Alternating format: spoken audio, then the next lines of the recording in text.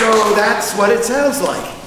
And that spirituality is both Reformed and evangelical, because we're past the Great Awakening. And although Billings himself was a member of the Brattle Street Church, which was liberal and progressive at the time, he and Daniel Reed and the Connecticuters, who are more traditional, knew that their textual ace was Isaac Watts. He is the paramount, preeminent evangelical poet all the way through to the Civil War and even beyond. In a fundamentalist Bible Baptist church, when I was a kid, we sang Watts all the time. So that's like post-war anyway. But we will see as we go into this concert, more and more texts that were actually written by these singing masters or by deacons or by more lay folk than ministers who just were doing patriotic and religious poetry because it was a very common thing for people to do. Because poetry was a meditative art.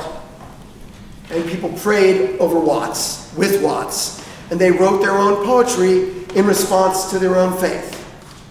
So, one thing I want to say about heightening the emotiveness of these texts, which are powerfully that way, starting with Watts and all the way through, is the way they are expressed in the singing, and you heard different parts entering at different times. That's called fuguing. If you know anything about Baroque music, anything about Bach, you know that he's the master of the fugue, the art of the fugue. And so, these sort of rustic composers, and even though they were from Boston, a lot of these folks were literally from nowhere, Medway, whatever. Sorry if you're from Medway, but never mind. I live in Dover, so were influenced by Baroque. This is like popular early American Baroque singing. They knew this technique. So you'll hear it again and again.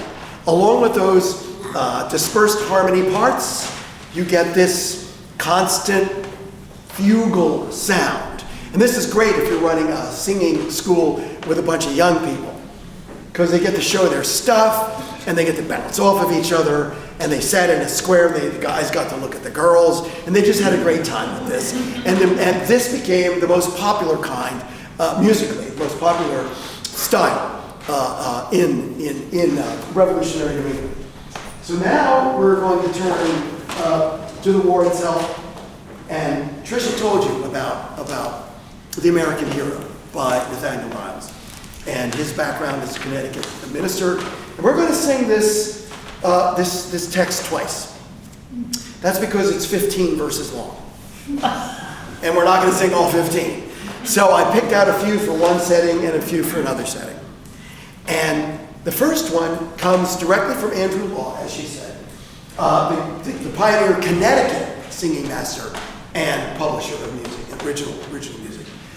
And Niles, the same year, as soon as Niles published it, he wrote a setting, 1781. And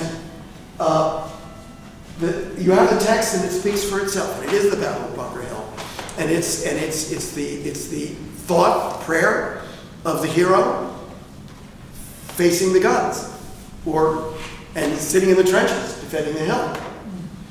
And it became hugely popular, and it is fair to say that it is the most popular poetic text, as opposed to Billings's, which is popular too. But this is more of a literary style.